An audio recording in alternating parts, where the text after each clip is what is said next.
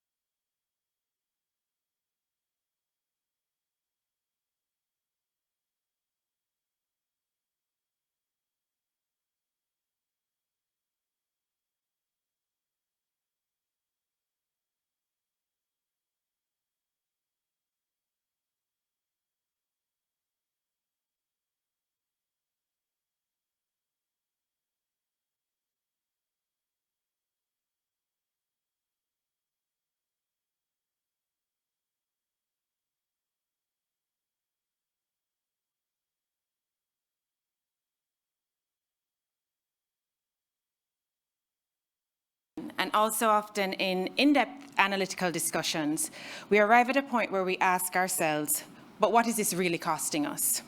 We might speculate that the increased number of taxis on the road is shortening each of us' lifespan by the extraordinary amounts of stress that they inflict on us.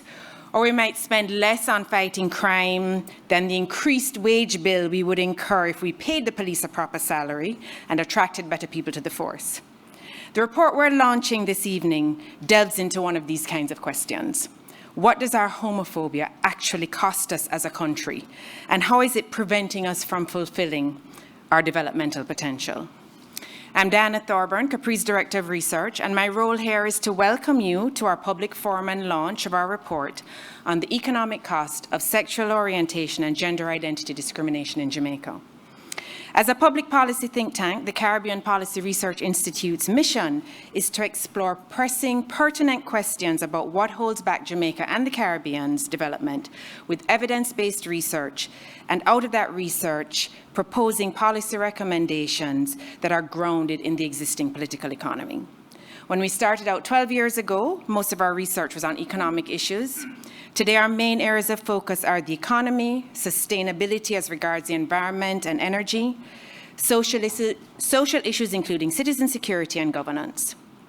It is in this context that we conceptualized and carried out the research that we present today, which falls under two of our areas of focus, the economy and social issues, by asking the question, what is the economic cost of Jamaica's homophobia? Is there a price for holding on to discriminatory attitudes and practices that, depending on one's perspective, belong to the underside of our history and culture or seek to preserve our morality and values? The research that informed the report was carried out under the project Supporting Participatory Governance and Supporting Inclusive and Participatory Governance, which was funded by the European Union, who is one of our valued development partners at CAPRI.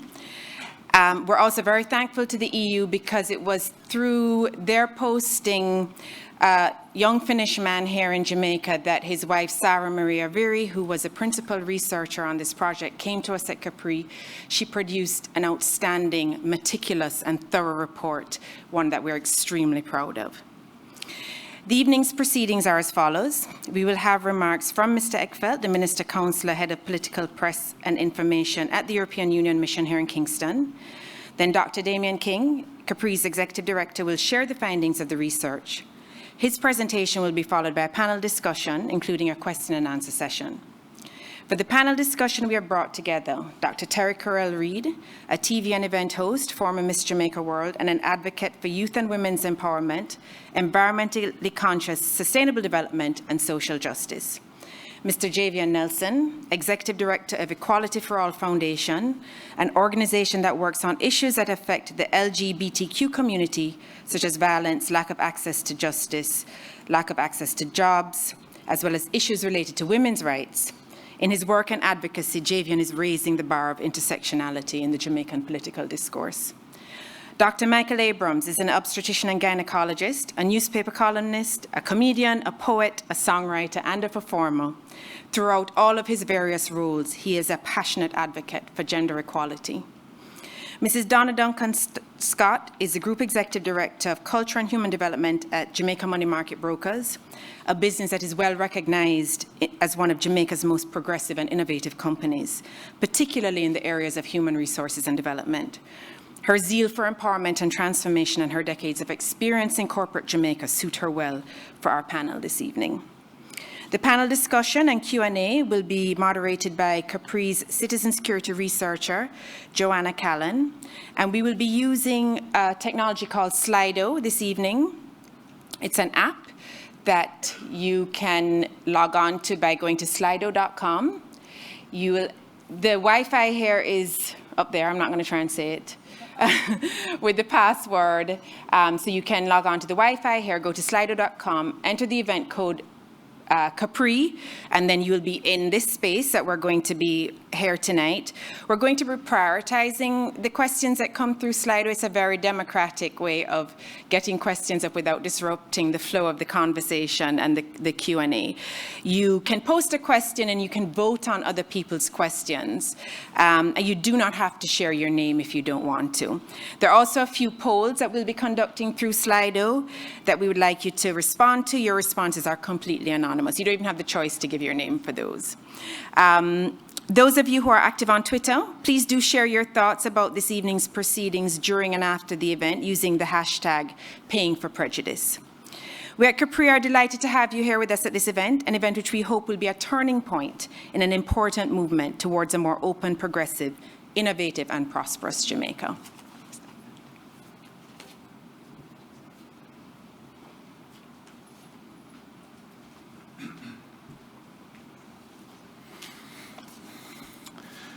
Good evening. Thank you, Dr. Thornburn. I understand that all protocols are observed, so I would say good evening, good friends.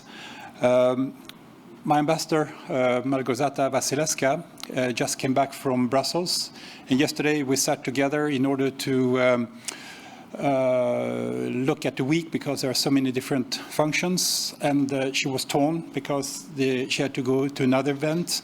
And so I said, no, I want to take this one.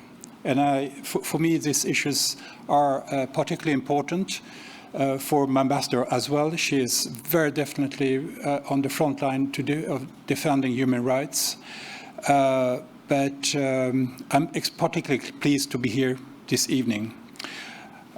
So on behalf of the European Union, we're extremely proud to be here and to be part of this launch of this very important report, The Economic and Societal Cost of Sexuality-Based Discrimination in Jamaica.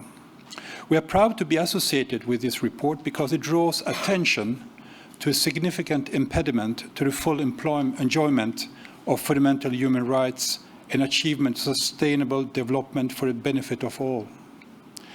In addition, it provides a basis for our understanding of how discrimination affects this group of Jamaicans and the country's effort to achieve economic growth and development. The EU is committed to promoting and protecting human rights, including the rights of lesbian, gay, bisexual, transgender, and intersex persons. Our support to JFLAG and other right defenders, and our participation in advocacy events regularly shows this determination and our commitment. I see friends here in the crowd who participated together with me a few weeks ago in the Montego Bay Pride Walk. And it was a very strong intense feeling of being there with very, very courageous people demonstrating the rights of all Jamaicans to be out in the streets and to be who they are, ordinary human beings with their rights and the desires for life and development. And I was particularly proud of being invited, of being there, together with my Canadian colleagues and my US colleagues as well. In addition, we are in full support of the Sustainable Development Goals of the UN, and through our development programs, we're supporting government, including Jamaica, to achieve their own development goals. We also believe that having access to reliable data is essential for sound decision-making. The EU is actively promoting human rights for all in the UN, but also together with other nations. As a EU civil servant, I have standing instructions to stand up for human rights for all, and particularly for LGBTI rights. And I'm very proud to do that. Jamaica is one of 72 countries where sexual orientation laws continue to criminalize same-sex acts. As in many other parts of the world, here in Jamaica, cultural, traditional, or religious values continue to be used to justify discrimination, bullying, and exclusion of LGBTI persons from active participation. Unfortunately, we also saw that in Africa, certain nations have even gone back to reintroducing the death penalty for same-sex acts. And when it comes to religious arguments, I just want to point out in my own home country, Sweden, the Lutheran Church is today, since several years ago, marrying people of the same sex. And the society find it perfectly natural. And this is how it is. But as you will see from the findings presented in this report, discrimination against persons based on sexual orientation robs the country of the added value and contribution that the affected persons can bring to national development, making the country poorer for their exclusion. This report tells us that those of us who are committed to advocating for equality for all have a lot more to do. In this regard, the EU, hand in hand with member states, will continue to support the necessary work of these advocates and organizations like CAPRI that provide reliable and timely data and analysis to guide their advocacy. So thank you. For our part, the European Union, through its partnership and funding support, will continue to demonstrate its commitment to defend the human rights and dignity for all, create an environment where LGBTI persons can live free from discrimination and stigmatization and have the same opportunity to make their contribution to national development. Here I want to point out that 2 active current prime ministers in the EU are of LGBT inclination. Luxembourg and Ireland, fully respected by the majority of the population, contributing to a good democratic development of the country, good economic development of the country. And previously, just recently, the Prime Minister of Iceland, also a lady well respected of belonging to the LGBTI community. And in Serbia also, the present Prime Minister is also a woman married to another woman. So things are improving.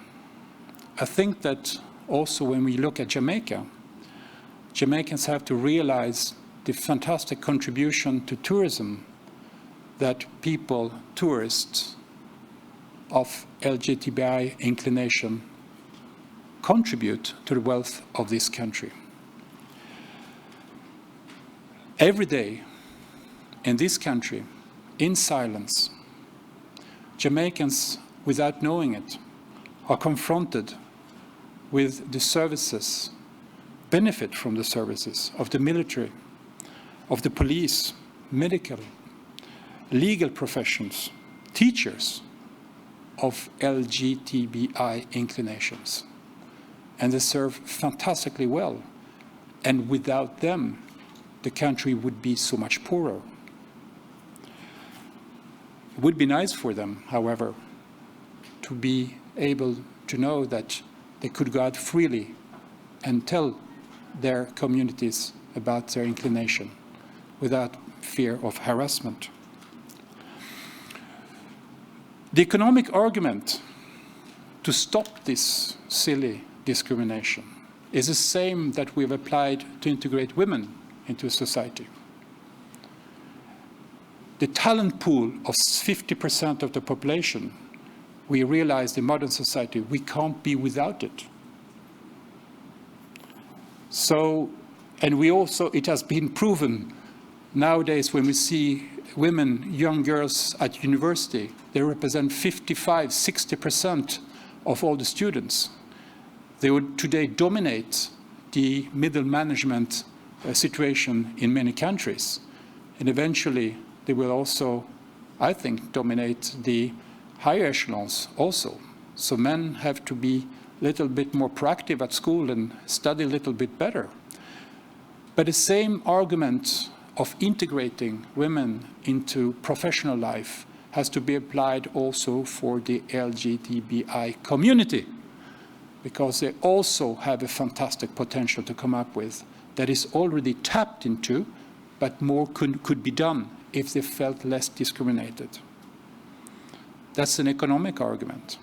However, the most important argument is not the economic one. It's the argument of not fearing. It's the argument of being able to feel that my human rights are respected, my dignity is respected. So thank you so much for giving me this opportunity to say this. It came straight from the heart, and I wish you a fantastic evening. Thank you so much.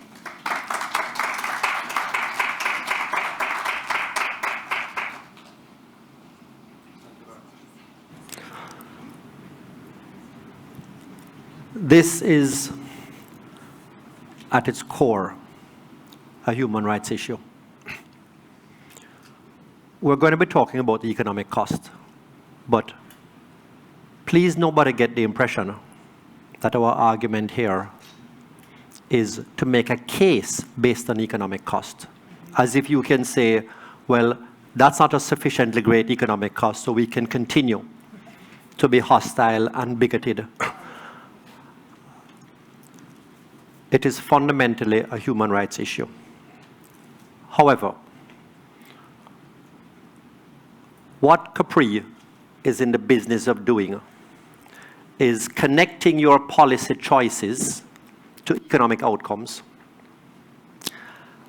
And we are here to point out that if as a society we want to continue to make a policy choice that is based on not respecting human rights, that is based on a bigoted attitude, it's going to cost you. And it's going to cost you a lot. There is a considerable amount of research that looks at the various costs of having an unwelcoming attitude to marginalized and ostracized groups.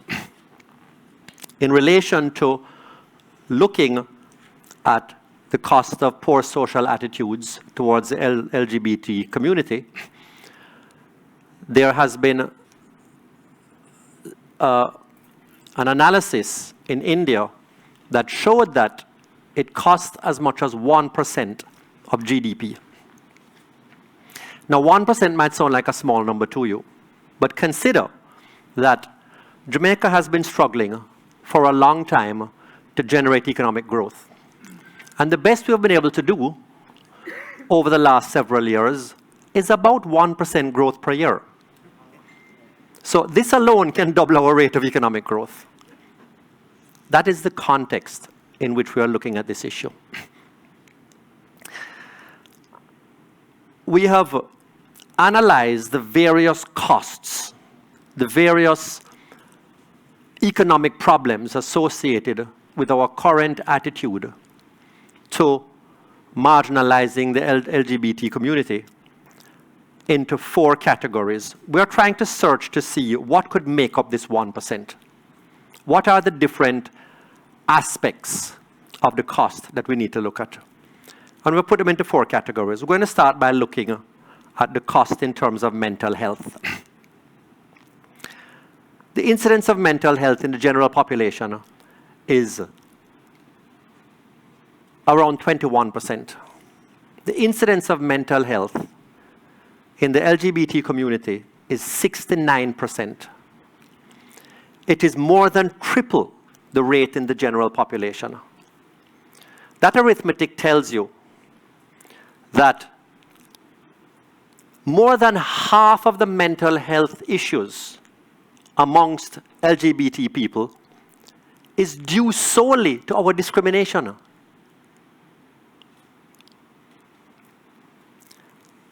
Treating mental health costs Jamaica about $5 billion each year, only 1/3 of which is the public cost. The rest is a private cost.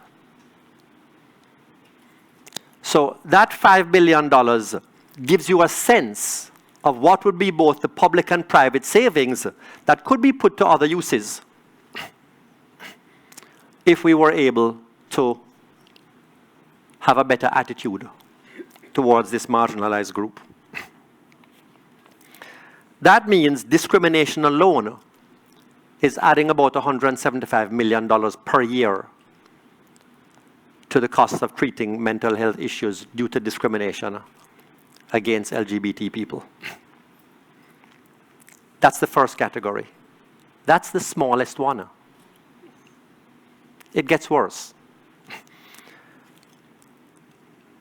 When we look at the cost in terms of physical health, we get to bigger numbers.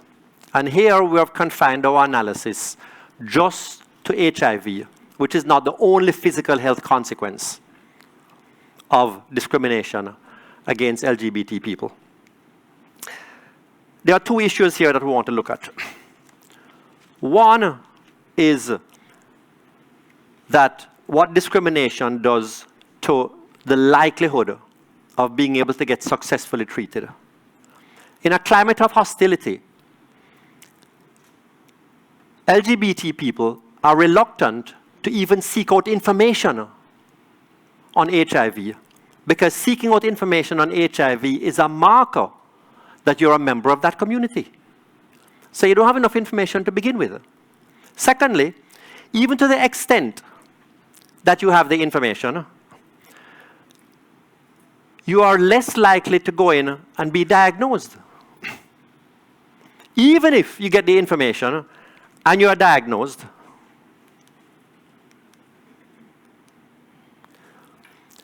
then you have to go and get treatment. And having been diagnosed, you're once again reluctant to try to get your HIV treated. All of which raises the risk of contracting HIV in the first place and raises the incidence of HIV in that community. Each untreated case of HIV itself costs $500,000. It costs $500,000 to treat someone once they contract HIV. It is estimated that each HIV positive person is likely to pass it on to 2 others in the absence of treatment. Carrying that all the way downstream means an additional 10 persons will ultimately become infected because 1 person is not properly treated. When you add all that together, at taking account of our estimate that an additional 7,000 persons become infected simply because of the discrimination, that in the absence of the discrimination, those would have been diagnosed and gotten treated. Multiplying all of that together, we end up with a cost of $35 billion for each cohort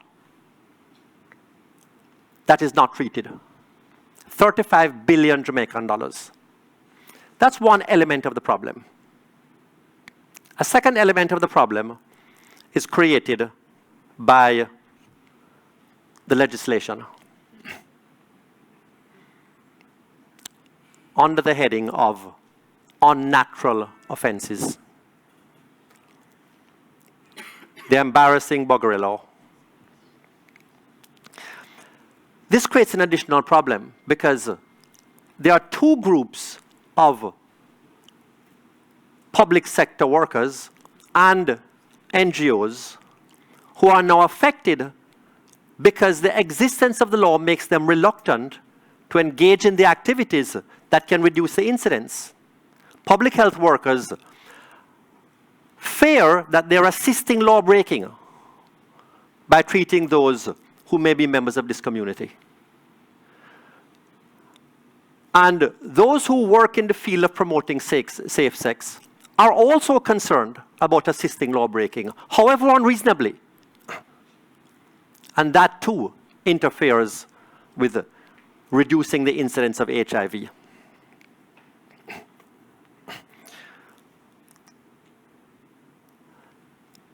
The tragedy here is that we have examples from other countries and other arenas of HIV infection that tell us that public health interventions are effective in keeping down the incidence of HIV. A good comparison is the efforts to treat HIV and the incidence of HIV among sex workers, where interventions have been shown to reduce the incidence of HIV by 2/3. A similar level, a similar scale of result is possible with the LGBT community, but not achieved because of the discrimination that we perpetrate. So, taking account of all of these factors, we are foregoing $35 billion of economic benefit.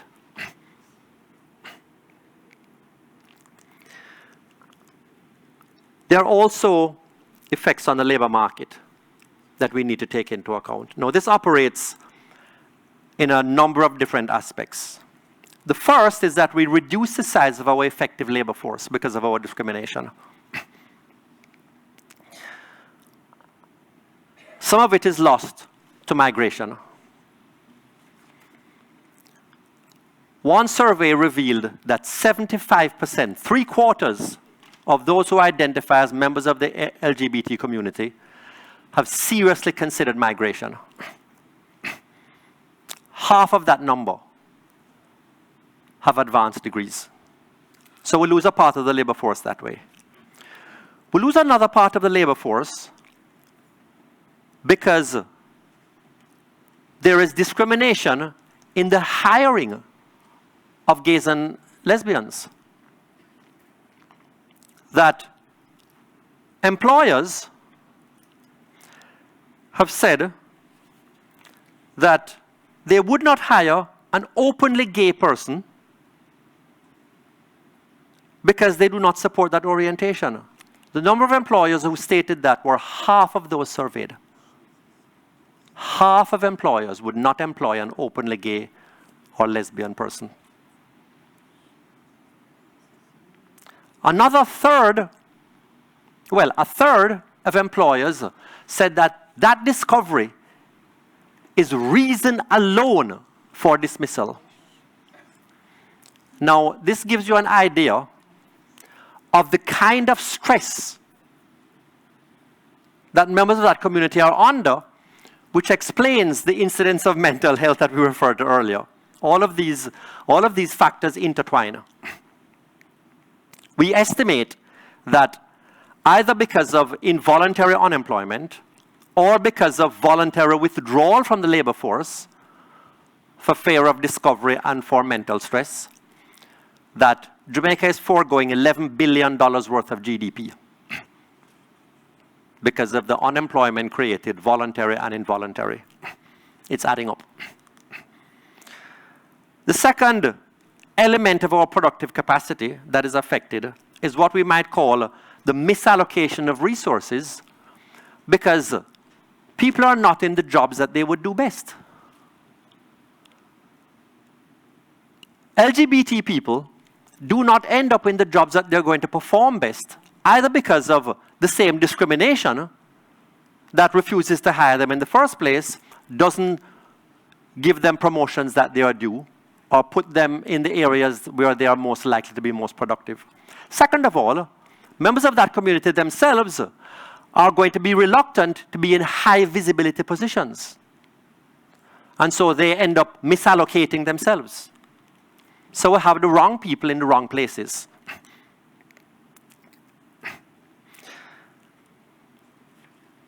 This explains why we are not getting the most out of our labor force. There is also another factor, that in the context of feeling the oppression that comes from the workplace that you're in, plus the fear of being outed, even those who are in positions that they want to be in underperform.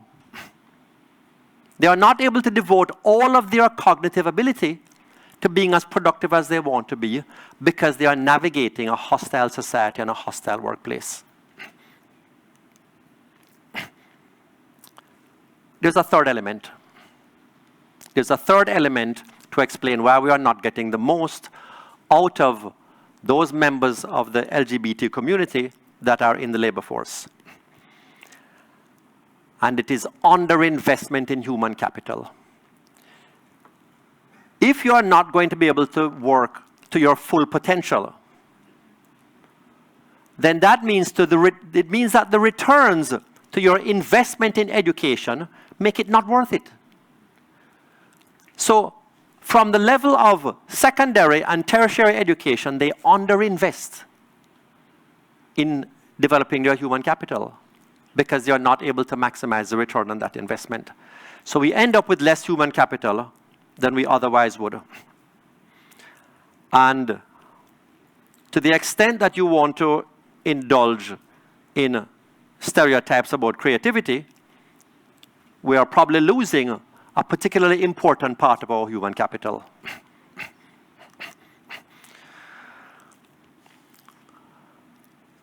Now, not only do we have this loss of labor force productivity showing up in different aspects of the labor force, the smaller numbers because of unemployment and migration, the low productivity because of misallocation, and the reduction in human capital, we are not talking about a handful of the members of the labor force. We estimate that Jamaica, like most countries, 7% of the labor force are members of the LGBT community. This is not an insignificant part of the labor force. So we are talking about a large loss of our productive capacity.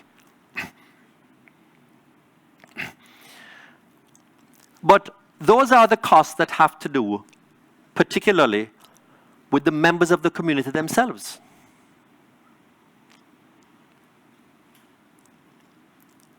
To the extent to which the rest of the society would like to say, well, that is the loss of their productivity. That is not really my problem.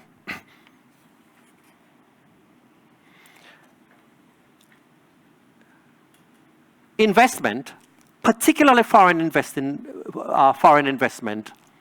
is increasingly influenced by a country's human rights record. And our human rights record is glaringly reflected in our attitude, in our official attitude to the LGBT community. More and more investors, especially foreign investors, explicitly look at our country's human rights record before they embarrass themselves by making an investment in a country from which they subsequently have to pull out of and not realize the benefits of their investment. And this is true of investment in any business activity. It is even more glaring as production, as the structure of production in the world becomes more knowledge intensive, as more and more industries depend on knowledge intensive production. And investment by those in those industries where knowledge is becoming increasingly important is sensitive to diversity, is sensitive to tolerance and inclusiveness. And so not only are we probably attracting less investment than we otherwise would, but we are attracting even less of knowledge-intensive foreign investment, where more and more of the world's production is going.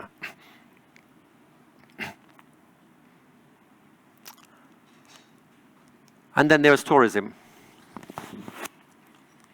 Now, rather obviously, Jamaica is not on the top of the list of LGBT tourists themselves who are looking for places in the world to spend a week or two. Our reputation takes care of that. But this is happening at the same time that more and more parts of the world are actively chasing what they refer to as the pink dollar, because there is so much of it. Because there is so much money to be made by accommodating the increasing wealth of the LGBT community worldwide, while we are shunning it. And that would be bad enough. But there is increasing evidence that even non-LGBT tourists are sensitive to going to countries that are demonstrating a level of intolerance. There was one survey that revealed in the UK that revealed that 2/3 of the general tourist market said that they were reluctant to go to a country that was hostile to gays and lesbians. So let's think about that as we plan the future of the tourism industry. So when we put all of this together, we get an appreciation of the scale of the economic cost that our historical and current attitudes to the LGBT community is costing Jamaica. No surprise that our report concludes that any country which wants to maximize the productivity of its workforce and to harness the full potential of its people towards economic growth and development must proactively reduce discrimination against groups of people who are excluded from full participation. Whether those groups are blacks in the US in the 1960s, Dalits in India, or the LGBT community in Jamaica. It's the same issue and the same economic cost. Accordingly,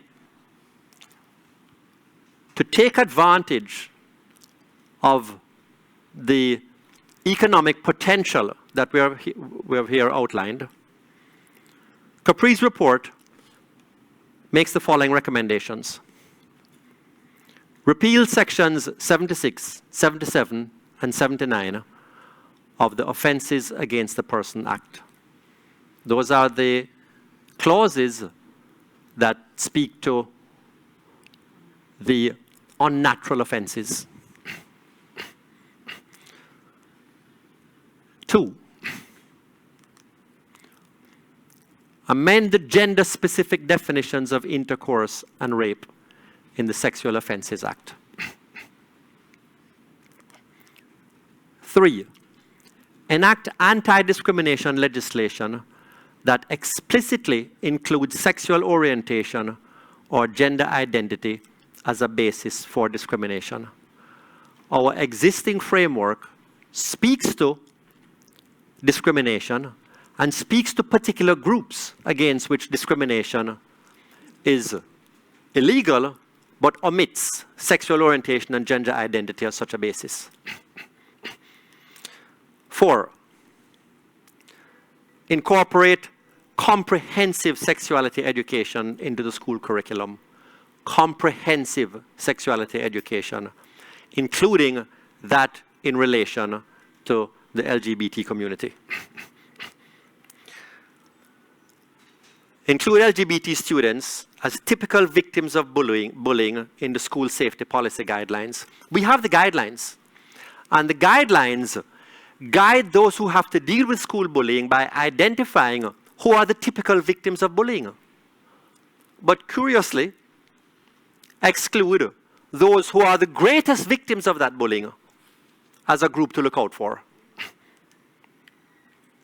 6, introduce into the training curriculum of school counselors, healthcare workers, and police officers a syllabus for dealing with matters involving LGBT people, so that those to whom members of the LGBT community go to seek out refuge and comfort and support themselves are not so trained to deal with those matters and become part of the problem.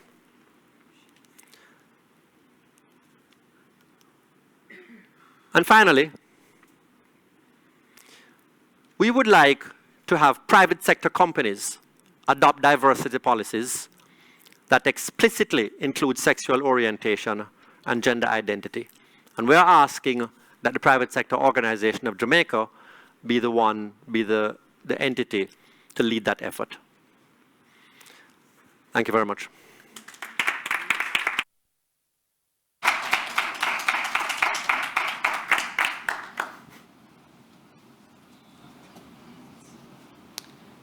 Thank you, Dr. King, for that presentation. At this time, I'm going to invite the panelists to take their seats on stage. I would like to also remind the audience that we're using our Slido app this evening at sli.do. Okay, the instructions are on screen. So the event code is CAPRI.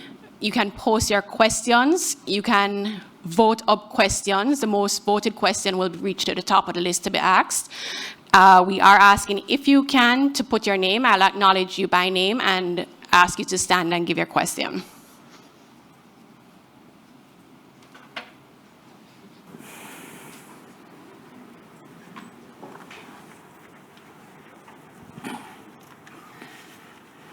So,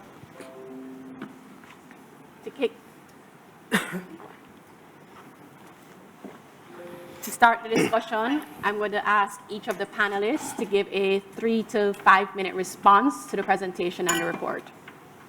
Starting with you, Jevion. Oh. All right, hello everyone. So it is no secret that Jamaica is known globally for the high levels of homophobia, biphobia, and transphobia that is perpetrated against lesbian, gay, bisexual, and transgender people every single day here in Jamaica. There are countless documentaries, news reports, studies, etc., and other publications that have been produced over the years, locally, regionally, and internationally, about the experiences of the LGBT community here. Sadly, a significant number of those, as significant as they have been, have not necessarily discussed the implications of the experiences LGBT people have faced thoroughly. Consequently, up until recently, most of the discussion has centered around HIV and violence in a very, very limited way. CAPRI's research on the cost of sexuality-based discrimination is therefore very timely and well needed, and so I'm especially pleased that critical issues like mental health, access to education and employment and related issues are included in this study.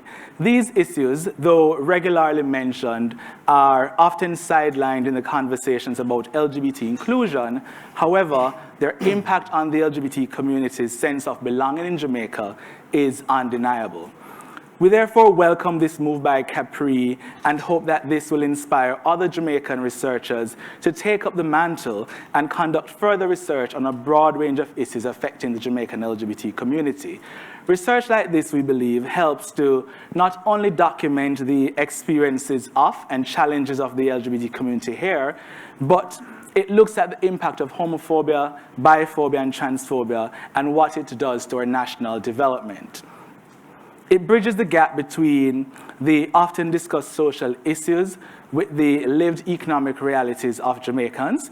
And we know very well that the LGBT community here face homophobia, biphobia, and transphobia in their daily lives. And so we now have clear evidence that show the economic cost of those prejudices that they experience daily. We view this research as a watershed moment in our country and hope that this will further research like this, because that they'll be given the necessary funding and support to explore all the ways in which LGBT Jamaicans are affected by prejudice in the country as we continue to work towards our effort to make Jamaica the place of choice to live, work, raise families, do business, and, as the Prime Minister had said last year, retire.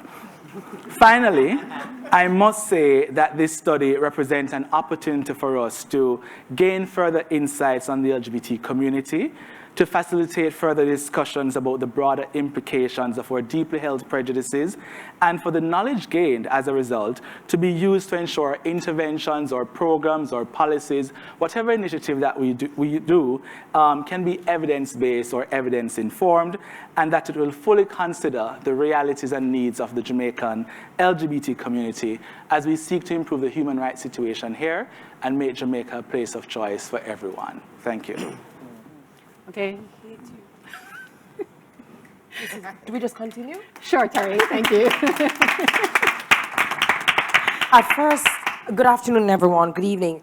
At first, I was extremely happy that he started first, but then know that he has something prepared, maybe not. You know, I've had the opportunity. First of all, let me just say, job well done to CAPRI. I don't think we really truly acknowledged the type of research that was done here. You know, and I've had the opportunity of hosting quite a number of events this year, hundreds maybe.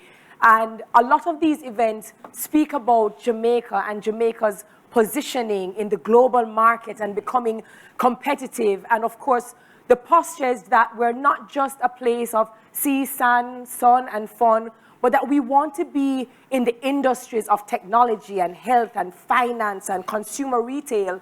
And we speak about Vision 2030, that we want Jamaica to be this amazing place for visitors as well as locals. But then how can we truly realize this paradise if we're actually going to exclude a community? How do we really get up every single day in media, because media is also a part of this revolving door, media and all of the messages that are sent out where the LGBT community are concerned, we see them in a very negative light. And here it is, we're speaking about the cost, but really and truly, it comes down to just respecting people as one human to another.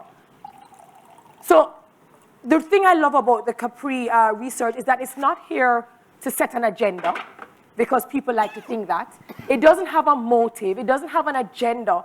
It is simply to say that even though we may have different backgrounds, different beliefs, we have to agree that people are people, and that they deserve the dignity and the right to love who they want to love and to be productive citizens to their country. So what do I face as Terry Carell, who has a very massive online following, and people who write to me every single day, the youngsters between the ages of 13 to 17 who send me photos of their arms and the cuts that they create almost every single day because they're unloved by their family members, who are more ashamed to say that they have a homosexual relative, those who are abused physically by these parents or guardians, then they're abused by the very teachers and coaches at school, and they're abused by their classmates. And when it is found out that they're also cutters, guess what? they're bullied even more. The amount of them who want to kill themselves, oh, there is a cost. But the emotional cost is something that we probably can't even quantify. The girl or the boy who runs away, who is then vulnerable to other types of sexual harassment and molestation, trying to find love, which usually ends up in contracting HIV. Well, I've heard them all. And you know what? I've heard it said about women and the discrimination that women experience and the gender inequality is that people say for women to do well in the workforce and in society, we need the men to step up and assist. Have you heard it said? The LGBTQ plus community cannot do it on their own. They already know the type of challenges and adversities that they face. So what they actually need is they need for the persons around them, the heterosexuals, and not just heterosexuals who are very close to the LGBT community, but those who are not, to also lend their voices and to lend their platforms because the community will not be able to do it for themselves. So again, I commend CAPRI. I commend them. And the next time you even hear someone speaking about somebody from that community in a very derogatory manner, it is your responsibility as a decent human, as a decent citizen, to not entertain it and to educate and hope that that person will now have a change of heart or mindset where the community is concerned. So I thank you for the invitation. And again, congratulations to CAPRI and the researcher for doing such a fantastic job. Thank you. Thank you very much. Thanks, Carrie. Donald? Great. Okay, hi everybody. It is a pleasure to be here. I feel so special. You know what I mean, from, as a company, to be able to, because that's what we stand for this, right? We stand for this. We are a love company. And it's not just a talking, it's a real thing. So I wanted to read some of, from our, just share, I want to share that this is a real thing for us as JMMB. I want to say that I see this as, I hope to, that this is a special day that makes a difference in the life of Jamaica going forward. I really do hope so, because I think that the vision that all of us really want for Jamaica, if we really penetrate it, it does not include discrimination. You understand? It just don't include it. But we really have to do that work. And at JMMB, because we are not just having our values on the wall, we're living it, right? We want to live it. We are clear that, first of all, we're all human beings. We share a common humanity. We're all part of one family. Nobody is greater or lesser than the other. And we are all to be valued, heard, and cared for. Full stop. Right? So that is where we come from. So given that now, our job is to, we can choose to come from, at any point in time in our lives, we can come from either the core of us, love, or we can come from fear. We get to choose in any moment, everybody. This is just a matter of being a human being. We get to choose to come from love or come from fear. And we want to train at JMMB our team members to, how can we come from love more of the time, right? So obviously, that we are in support of all of the recommendations. To be honest, may I tell you the truth? Gender identity one, I never think about that before. We don't have that in our policy, actually. We read that like a part of our policy. And for number 4, the education for me, it must be age appropriate. You said it in your thing, but you never say it on the PowerPoint. Okay, great. So JMMB now, so I'm telling you more about JMMB. This is our policy. We are an equal opportunity employer.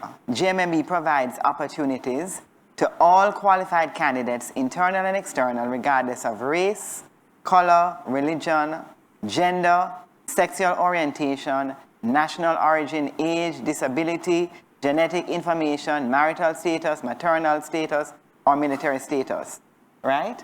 So no matter, we're not discriminating against anybody. That's because of who we are. So that's in our policy. And furthermore, we have a zero tolerance for harassment in our policy. JMMB requires each team member to give and that each team member gives and receives respect and kindness, regardless of race, skin color, religious belief, gender, sexual orientation, the whole other thing again. Everybody get the point? So that's who we are. We're not going to tolerate any form of harassment, right, against no discrimination, not tolerated. And that's that's because of our values and who we say we are. So that to me is so far now, what we're working on the woman part first to organize that in terms of making sure. So we have a network that we just started. It's called the Woman Inspiration Network internally to try and make sure that at all levels of leadership, women are properly represented proportionately, right? We have a shareholder that came to every shareholders meeting, and she don't stop until she said the board must be she must see a proper representation of women on the board, right? And on our boards, that's Anatole Clark Allwood, and we'll be forever indebted to her because, in fact, we do have that thing now. 30% is the minimum on each board, and we really work towards that. We have equal pay, obviously. I can't imagine. It was just like automatic for us because we have a basis on which to pay people, and it's not your gender. Because we have a job evaluation system and you price a job, and based on your qualification, your experience, based on your demonstrated competence, you're going to get the pay, right? So that's what we've done so far. But I think for us, just to wrap up, we really support this research. We support the recommendations in the main, as I told you the one, the age-appropriate thing. The cost for us, if we were not to do that, be who we are, first of all, if we weren't going to do that, we're going to lose some real high performers. Because we have some fabulous performers at JMB, right? And we wouldn't want to be compromising that. We wouldn't be true to our values. We wouldn't stand for the greatness of all, and that's important to us. And we would be giving up. This one is a biggie. We would be giving up on the kind of Jamaica that we are standing for. The vision of the Jamaica that we are standing for. And we not give that up. Because we are the Jamaica that we're standing for, love and care for every single individual in our country. No discrimination. Equal opportunity. That's the Jamaica that we are standing for. So we have to demonstrate it at GMMB, and we're going to continue to stand for it. So my time up. Good, done. Thank you very much, Donna. Dr. Abrams? So many things to say. As an obstetrician and gynecologist, I'm a member of the medical fraternity. And I'd just like to share an experience that I had a few years ago that was both disturbing and eye-opening. So I guess I'm kind of outing my own fraternity. Every year, the Medical Association of Jamaica has a conference, an annual symposium. And in 2014, I attended the symposium. And I remember walking into an ethics meeting. The hotel conference room was about twice as big as this. It was full. On the panel were a consultant radiologist, a lawyer, and a Roman Catholic priest. And I remember walking in, and this ethics session was supposed to be about HIV and ethics. When I went in there, they were talking about LGBT community. And I remember the Roman Catholic priest saying that he didn't think the LGBT community was a vulnerable community because we're all vulnerable. And I remember getting up and saying, I have a patient who is a lesbian, and she and her partner live together. They're terrorized by people in the community. They call them all kind of nasty names. Somebody in the community routinely takes his van and parks it in front of the gate to block them so they can't leave. One of them has a medical condition, and the neighbor knows about it. And she had sprayed this very toxic insecticide along the fence right by her bedroom window, and it sent her to hospital. And I said, yeah, the LGBT community is, in fact, a vulnerable community. And as the session went on, the radiologist, a colleague of mine, who heads a so-called religious group that supports family values and hosts meetings to fight against LGBT folks, used that platform to hit out against the LGBT community. And I remember sitting there, and I remember there's a question and answer session, and people came to the mic, and there were colleagues of mine, senior colleagues of mine, who went up to the mic, and they were saying very denigrating things about members of the community. I remember one went to the mic, and he said, A woman can push an 8-pound baby out of her vagina. Imagine pushing that out of an anus. These are educated people with degrees who are supposed to be looking after people. Another man went to the mic and said, I have an assignment for you to do when you go home. Put your finger in your rectum. I know this is graphic, but I'm just telling you what they said. These are my colleagues, some of them. Put your finger in your rectum and then put it in your mouth, because that's what LGBT people do. Apart from myself, only one colleague of mine got up and said anything in defense of the community. When I went to med school, I was told that health is physical, mental, and social well-being. And it was apparent to me at that time that many of my own colleagues did not care about the physical, social, or mental well-being of the community. It was disturbing to me, but in reality, I shouldn't have been surprised, because in 2008, our then Prime Minister Bruce Golding publicly said that he would not have gays in his cabinet, and in doing so, he legitimized discrimination, job discrimination against the LGBT community. We have a serious problem in this country. There's a serious lack of empathy towards members of the community. I'm very active in social media, and it has been a learning platform for me to see what is out there. And I remember recently posting a story about a lesbian who was raped by her father and her uncle and a friend of her uncle's. And one of the comments in the thread came from someone who professes to be a devout Christian. And his comment on that was that these people are too nasty with their nasty lifestyles. And he wasn't a rapist. It was directed at a lesbian. And we do have a serious problem. And I'm just grateful for forums like this in which we can interact with and educate the public, and hopefully we can get more empathy and justice for members of the community. Thank you.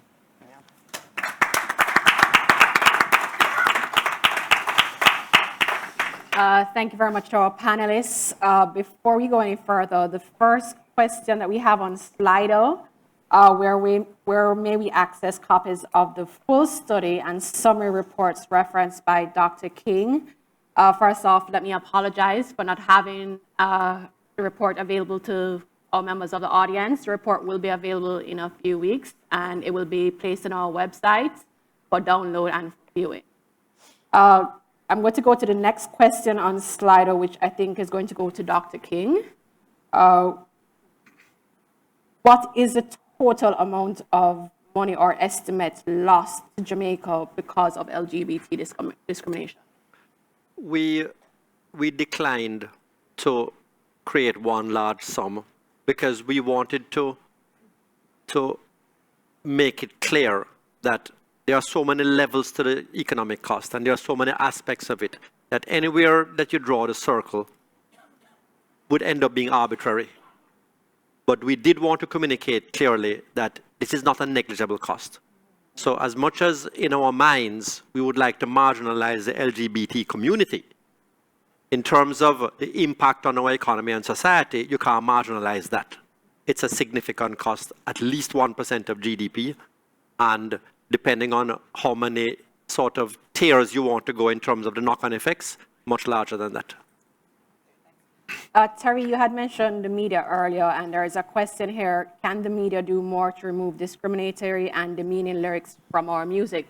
But going beyond just the media, what can private groups such as the Medical Doctors Association, the media houses, how do we really start that conversation to start changing or addressing the attitudes that people may have? I think everything has to do with messaging. I think media prides itself as being this massive platform that helps to mold and shape the minds of the society. And I think when you have that, or when you boast about it, that gives you a lot of responsibility. And I think over the years, and I think even I might have been a victim when I was a lot younger, is that all the messaging that surrounds or is related to the LGBT community, we always see them as one particular thing. Or when articles are written about them or stories are written about them, it's always in a very negative light. We do not highlight the LGBT community as the professionals that they are, the creative geniuses that Dr. King spoke about earlier. We do not hear about those members. We do not see them, and unless we follow them on their personal platforms, we do not know them. And so when we tolerate media or any channel, music, whatever, and that becomes a part of our community that says that this community is nasty, this community is contagious, this community is, then naturally it will help to shape and mold the views of other persons. And so I do believe that the media has a responsibility to be balanced. I'm not saying everything is positive about the community. So if you're going to do it, at least be objective and be balanced in everything. Donald, just along to you, as a member of the PSOJ right now, they're leading the discourse for the government for the issues on crime. What role can the PSOJ play in, addressing these? Well, I never think about that. How quickly? No, I'm sure we can. There's a great role to play. And what I'll do is we'll make sure that, because I know Keith, that is my brother, he's leading the PSOJ now. And yeah, and I know that so I think we can make sure. I don't know. I'll have to double check on that. But it can be included. You know what it is? Well, it's interesting though, because one of our recommendations is that private businesses proactively take on the kind of mantra and the kind of thing that GMMB has done. So really what we're trying to do is how do we get other companies to explicitly address this issue in the way that GMMB has. What I was going to say is that I think it's just hypocritical, as in not all companies. But I think they like to put these beautiful things in, and we just have a few companies that actually do it. They like to sound good. Right now, I think a lot of communities are companies are talking about diversity, and they're trying to be all cool like Google, and they're trying to, tell people that they can come in jeans and, Converse, and they think that that is a way of being progressive.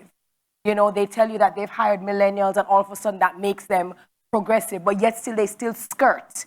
So they're doing all of these cool things that make their businesses and companies seem really, amazing and transformative, when really and truly it's not. And so I think they really need to stop talking about it and using it like it's a buzzword, and actually making it a part of their policy and how they treat their operations within their companies.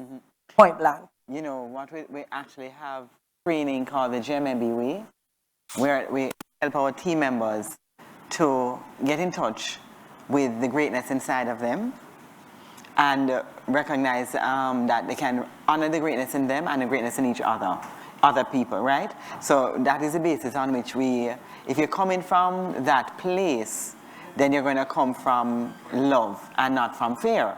But as human beings, so we do training in that, right? Coming like the whole of Jamaica needs some good training, right? Yes or no? In terms of, I'm serious about discrimination is coming from fear. It's coming from fear and not coming from love. And if you talk to Jamaican, most Jamaican people say they are into love. Sure. You know what I mean? So we need to have a real serious values conversation and really a reckoning with ourselves. You understand what I'm saying, guys? Because it don't come in, it does not come in. Discrimination, there's no basis for it. Michael, right? Sorry, Michael, I just want to bring you in here. You have given your experience at that, conference a few years back. How do we, and it was a very negative experience, but how do we start among the medical practitioners, start trying to address that issue given, the barriers to accessing healthcare for this community? I think we need to engage the leadership, of the various medical organizations to be more proactive. Because as I said, health is physical, mental, and social well-being. And being LGBT in Jamaica, you're at risk for all those aspects of your health to be not as good as they ought to be. It's a great concern of mine. And I have to say this, and I'm not painting all these people at the same brush, but religion is a major barrier to justice for LGBT in this country. And when I say that, I don't paint all Christians with the same brush, because the LGBT advocate I probably admire the most is in fact not just a Christian but clergy.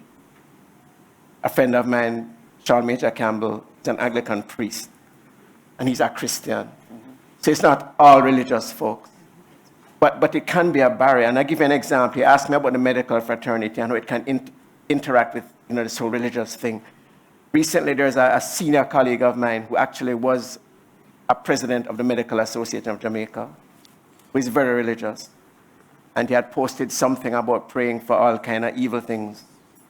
And he had these hashtags. One was for pedophiles, hashtag rapists, hashtag LGBT community.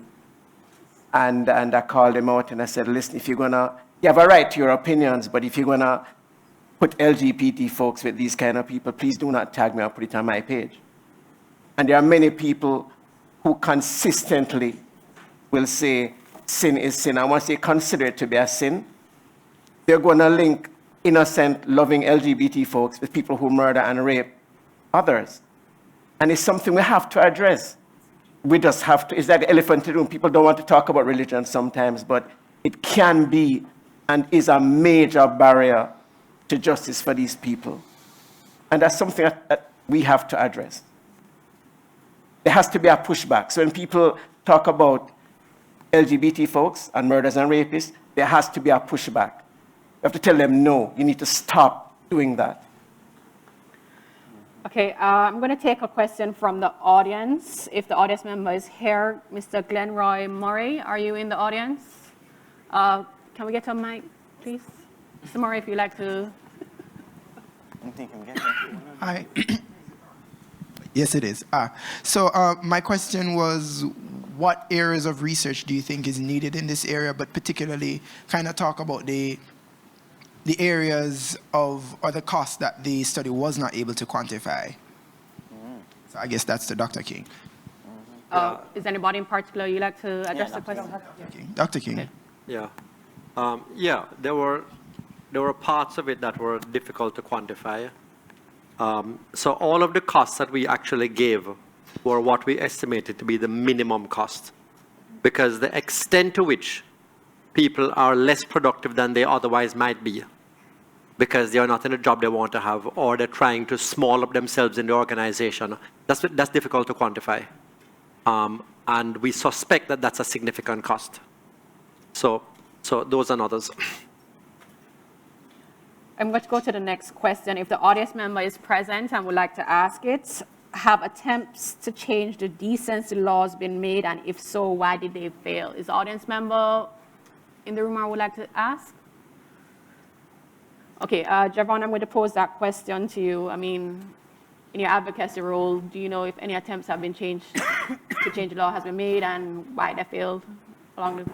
Right, so I think the person is referring to the gross indecency provision, which is contained in the Offences Against the Persons Act, which hopefully Glenroy won't be me. I think it's 79 of the Offences Against the Person Act. So typically what we refer to as the Buggery law is in the Offences Against the Person Act, which is section 76, 77, and 79, as was shown by Dr. King.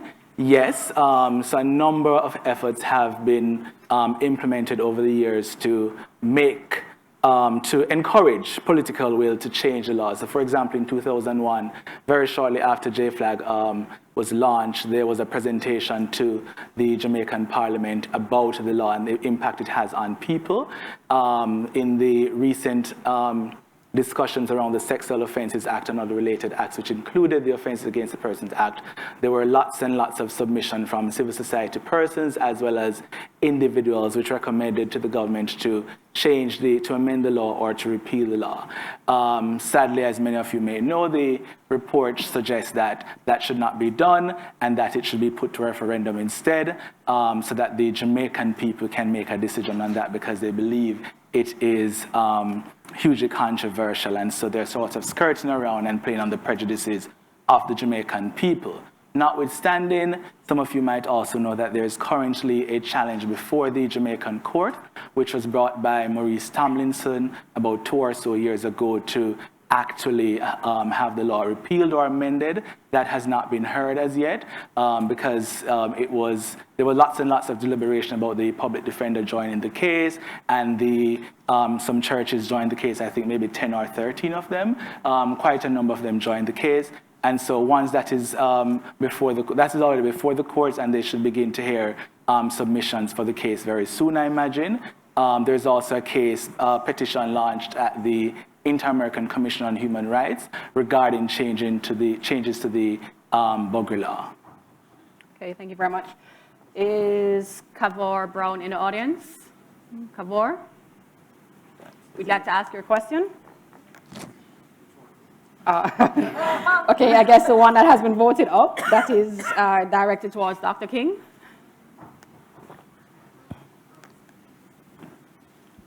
So, commendations to you, good sir, Dr. King. Thank you. Expound further on CAPRI's survey, which concluded that more than half of respondent employers stated that they will not employ LGBT persons. I just want numbers. What is the entire research sample, and what was the research method? That research was not conducted by us. We were quoting research that was conducted by JFLAG. No, so the research was commissioned by JFLAG. That's from the 2012 study. It's by no means representative of the entire business community. It was a small sample. I can't recall the number right now, but it was less than 30 persons who were from the business community who were surveyed. Okay. Can I ask the next? The answer, is that okay? Kavor?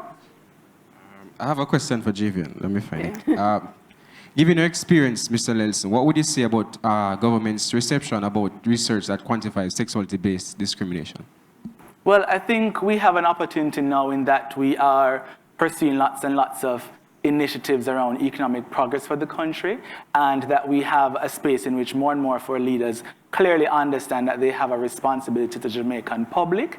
And so I think it's about how do we leverage research like this to help them understand in a much more succinct and clear way what the challenges are for the LGBT community, what the impact is on the LGBT community, and importantly, the impact on our country, because if it is that we are actually trying to pursue economic progress and to get 5 in 4, for example, and for Jamaica to be this place of choice to live, work, raise families, and do business, and to attract foreign direct investments and stuff, then it means that we have to begin to look at all the ways in which the challenges faced by the country is impacting on that progress, and that includes the LGBT community. What are the issues faced by the community, and how can they respond as a government, and how can they encourage and facilitate greater investment and more businesses, and to encourage and engender change for the LGBT community for the good of Jamaica.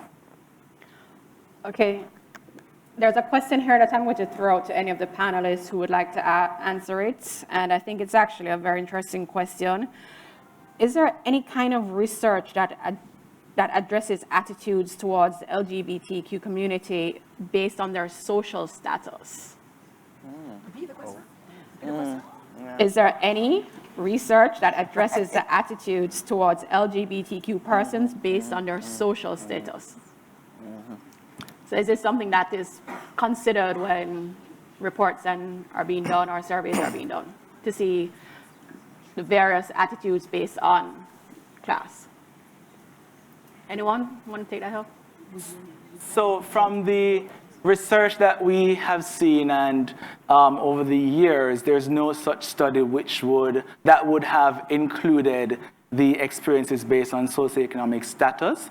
However, very representative studies. However, when we look, for example, in 2013, we had done an analysis of a number of the reports of discrimination, violence, etc., that were reported to us at JFLAG about the challenges people face, and we noted from those research that those who face harsh discrimination and those who face violence were typically from poorer communities. They were already marginalized. So we know from a lot of the studies, which are often qualitative studies, that those who experience severe discrimination and violence are often from lower socioeconomic groups. They are the ones who are least able to bounce back, the ones who do not have the wherewithal to get assistance. So for example, someone who is kicked out of their home, if you have a good job, if you're displaced from your community, you can easily find alternative support. You can migrate, etc., because maybe you already have a visa, you can pay your plane fare, etc. But those who are from lower socioeconomic groups, typically, their experiences are oftentimes exacerbated as a result of their economic status as well. Okay. I'm going to throw this one out to the panelists. We're going to be short on time shortly. Crime has been a very big issue for us. We've seen where PSOJ has kind of forced a conversation with the recent anti-crime summit that took place. What do you think is needed to kind of push that, to really push that change in the discourse across the communities? Javon, and then just go down the line. What do you think that big thing is that is going to be needed to get that discourse across? So I think the big thing really is our conception of justice and how we begin to address that. So for example, if you look at a number of research that has been done right across the country, the 2016 study, for example, by JFLAG entitled Developmental Cost of Homophobia. If you look on the Office of the Children's Registry research about child abuse, it shows that a number of people are very, very unwilling to go forward to make a report to the police. They feel that if they make the report, nothing will come of it, that they'll be further victimized, that it's not their business, etc. And so if it is that we actually need to begin to address the challenges of crime and violence in the country, one of the important things is going to have to be, how do we ensure greater cooperation between the police and the citizenry so that people who have their rights violated, who face any kind of harm for whatever reason, can actually make a report, and that those who have information can actually provide that information to the police and the authorities to deal with, to facilitate investigations. I think to answer a question like this, it can't be any one thing, in my opinion. I think it has to be the convergence of a lot of things. Like Javion just mentioned one of them. I think people need to be held accountable. Even when we're speaking about the hierarchy and those persons who are in leadership positions and positions of authority, these people need to be held accountable. Meaning, regardless of whether somebody is from the LGBTQ community or not, if this person is a victim of a crime, especially because of it being, discriminatory, then the person who is the perpetrator has to be held accountable. I don't think we see that because, again, as Javion was saying, there's this concept of justice. We don't speak about children being molested. We kind of cover up perpetrators of other crimes, but we will march out in the streets against homosexuality. I think we need to just kind of say once and for all, victimization goes across the board, and whoever is a perpetrator is going to be held to the full extent of the law, period. Okay, thanks, Terry. Damien?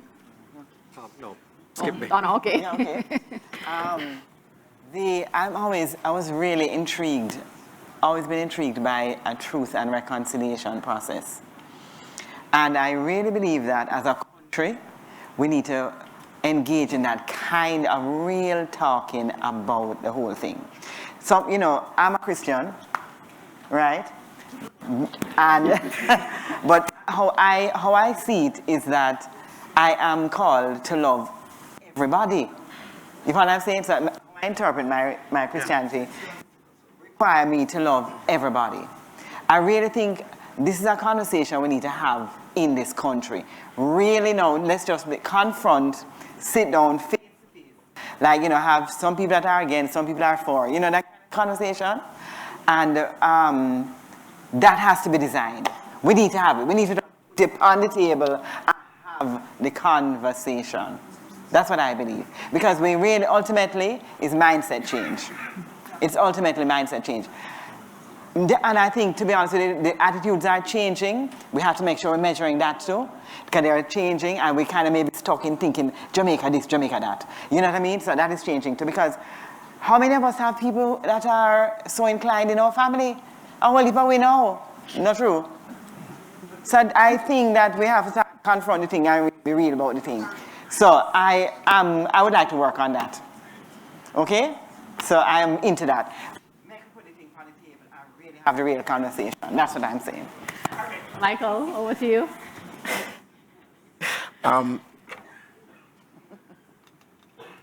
I think we need more public education about sexuality in general. So this comprehensive sex education thing is extremely important. There are some people who want to bury their heads in the sand and say, just don't talk to kids about that. It should be just abstinence only, and abstinence only programs do not work. The thing about kids and sex is that this age we're living in now is very different. When I was in primary, when I was in prep school, there's no way I could see anything pornographic or graphically sexual. Kids in primary and prep school are seeing these things now. We have to have these conversations. And I find there's a lot of ignorance about sexuality in general. For example, recently, a pastor told his congregation that doggy-style sex is evil, and dildos invite demons into your home. And some people actually believe these kind of things. And what I find with LGBT stuff is there's a whole lot of ignorance. So, for example, when people say a rainbow flag, they jump straight to anal sex. And it's all about that. So sometimes I'll post things about the LGBT community, they jump straight to that, and that's where they focus. I'm a gynecologist. All of my patients are women, and many of these women engage in anal sex and love it. And there are some gay men who do not engage in anal sex.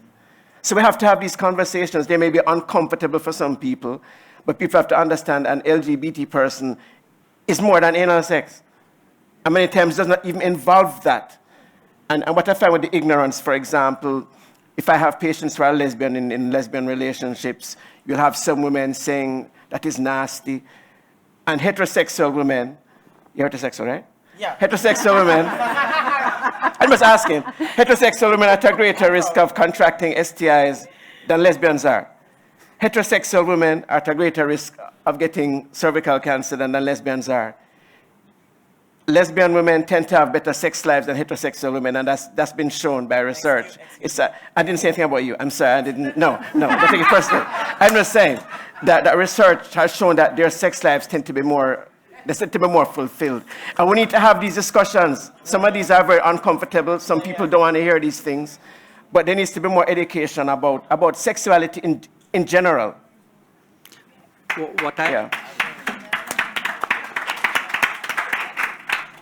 What I think we need to be doing, which is what we are doing, that to the extent the majority of the population or your significant parts of the population that want to marginalize the LGBT community, what we have to avoid doing is marginalizing the issue. And so conversations like this very one and any other forum in which we can do that, we have to make sure that the issue is front and center so that even gradually, the society has to confront the issue. And in that way, we make incremental progress. May I just add one more thing? Just kind of piggybacking on what Mikey said. Two of the recommendations were that this conversation needs to be a comprehensive curriculum in schools. But we also spoke about the training for your guidance counselors and all the other persons who are going to be in contact with kids. Having a massive community of members of the LGBT community, a lot of them usually fear their parents. Usually the problems stem from the relationship or the lack of relationship they have with their parents. My daughter is 7, and last month she asked me, "Mommy, what would you do if I told you I was gay?" Now, I've never had the conversation with her. I've spoken to her about menstrual cycles, about bodies, about people touching. I've had all of those conversations, and this was the first time she was initiating this conversation about sexuality, not from a boy to a girl and a girl to a boy, but she was now speaking about the possibility of being a lesbian, and she was interested in knowing what would my reaction be to her. And I think a part of the conversation and having these discussions have to involve parents and how we deal with these questions and when our children tell us. So my answer to her was, "My darling, whatever it is you decide to do with your life, whoever you decide to love, just know that Mommy will be here. Mommy will be here for all your questions. Mommy will be here to love you and protect you." But the fact of the matter is that most Jamaican parents probably will never tell their children that. And so I think that needs to be a part of also the unlearn, relearn stages of not just society, but parents to children relationship. I think it's extremely important and it cannot be overlooked. Yeah, it's definitely something. I mean, we're in a social media era right now where kids have access to everything. And I mean, it's definitely better if they're hearing it from the home rather than out there with misconceptions flying around. So I'm going to ask one more question from Slido. Unfortunately, we don't have time for all of these questions. Terry, question for Dr. Reed. What is it that we can do about dance hall artists, young people, the idols, who sing lyrics directed towards members of the LGBT community? So how do we? You know, guys, I would love to tell you. I mean, if you find answer, you tell me. I think the problem with how we deal and treat the LGBT community is a part of the ingrained culture that we have. And we have to understand that even though we have an overarching culture, which is Jamaican, we also have subcultures. And when you have different types of families, different type of relationships, different types of socio-economic barriers and boundaries, when you have all of these things going on, coupled with the fact that we just don't like that particular culture, it makes it very easy for that particular type of artist to do that sort of music and to get stripes for it. The bigger and badder you are, and the more you ostracize that particular community, the more stripes you get. And they benefit more from it. Now, will we ever be able to stop that? I don't know. I really don't know. It's almost as difficult as answering the question, will the government ever change the Buggery law? Sure. That is where I have the two of them. Dancehall is the art of music where people think that, you know, you can say what you want to say and it represents the people. And so it's going to be very difficult to censor what some people think in that particular area of music and culture. Okay. Thank you very much. We're going to start wrapping up, and I'm going to start from Michael and work the way down the line. 2 minutes, just your final thoughts. I'd just like to thank you for inviting me to be a part of this. And we need more forums like this. We need more opportunities to interface with the public, encourage dialogue, and to just encourage empathy, really. I think there's a glaring lack of empathy and understanding regarding the community. And I think we just need more forums like this. And we need to engage more of our parents and more kids. Find a way to engage children, because they're learning about sexuality from sources that we didn't want to know about some of that stuff. They're learning from it elsewhere, but we need to engage our kids and teach them to be more tolerant and empathetic and to educate them. Okay. Donald? Okay. I think that I'm very happy for this forum and happy to be invited to be here and represent and stand up and say, it is possible, and here's a company that's doing this, okay? And we encourage everybody, and I take that charge that as a PSOJ, we need to see how we can encourage other companies to do this, right? The other thing is that I believe strongly in my country, Jamaica. And I believe that love is at the core of who we are as Jamaicans, regardless of how we are manifesting, okay? And I want us to have conversations that challenge these behaviors that are inconsistent with love. So I'm really up to having more of these conversations where we confront these behaviors that are inconsistent with being a one love country. Come here, stand for Jamaica, a one love country. You understand what I'm saying, guys? So who is with me? Come, make we stand for Jamaica as a one love country. Yeah, understand what I'm saying? Full stop. David? I'm going to use my wrap-up time to address a question raised on Slido, because it actually is the bookend to how I started the presentation. Comment on Slido is that not all economic benefits are worth pursuing. And that is true. The economic benefits of slavery is not a relevant question. the economic benefits of violating civil rights is not worth pursuing because civil rights are fundamental, human rights are fundamental. And that is why I started the presentation by saying that we are articulating the economic cost is not to say that economic cost is the important issue. The important issue is that this is a matter of human rights. But we are pointing out nonetheless that if you are insisting on violating the human rights of 7% of your population, it is also costing you. Okay, thank you. Terry? For me, just generally, we just need to stop being hypocritical, you know? When people need blood transfusion, they send around these WhatsApp broadcasts and they want everybody to come in and give blood.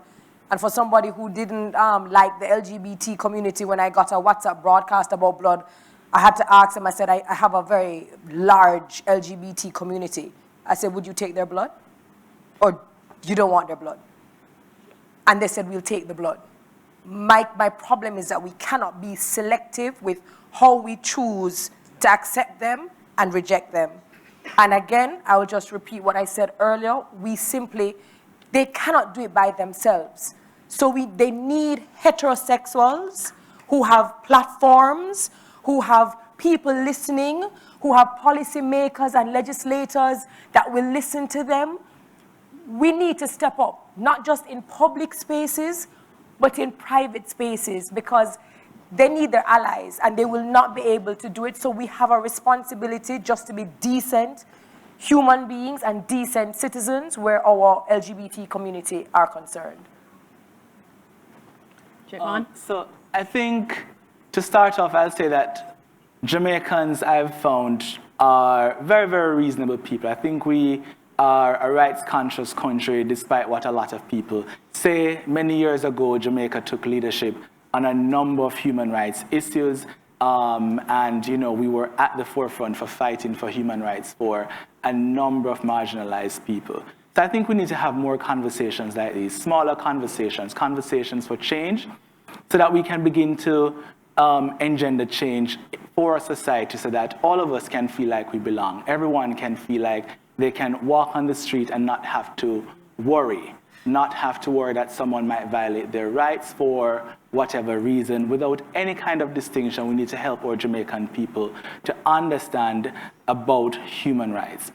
I find that's going to be dependent upon us having that conversation in a way that all of us can understand, not from a sort of Western way in talking about rights, but in a very Jamaican way to talk about kindness and respect and love and tolerance, that we can all appreciate each other. We have to work together to protect the rights that we all enjoy and protect the rights that some people do not enjoy. We have to begin to work together and support each other and to encourage each other to respect and to show love and to show empathy, because without that, we're going to continue to have all the challenges we're having in society, where a number of people from different groups, the LGBT community, women and girls, people who are from inner city communities, people who are from rural Jamaica, do not feel like they belong here and do not feel like that they can live and thrive in a Jamaican society that's working towards becoming a better place for everyone. And I think what the change is going to be dependent upon people taking leadership.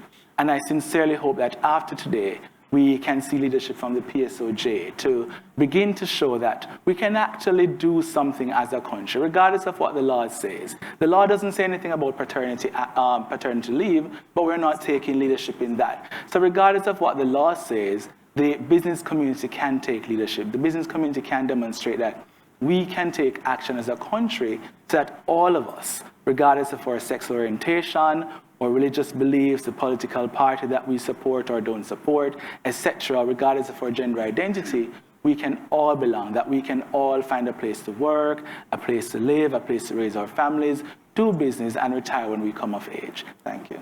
All right. Okay.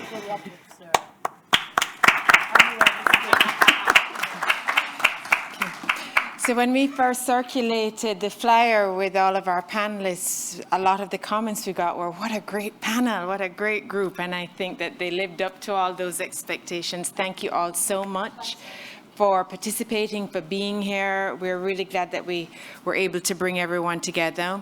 We, of course, thank again our donor partners, the European Union, for not only funding us, but for giving us the room to really do what we thought was necessary to bring the report to life. And thank you to all of you, our audience, for being here, for joining us this evening. We do have refreshments afterwards, I think, outside, to reward you for coming. We do have another report being launched very soon about cryptocurrency, so please look out for that one, yes? So you can expand your knowledge, not just beyond the economic cost of homophobia, but what cryptocurrency regulation is going to look like. It's very exciting. So thank you again, and have a good evening.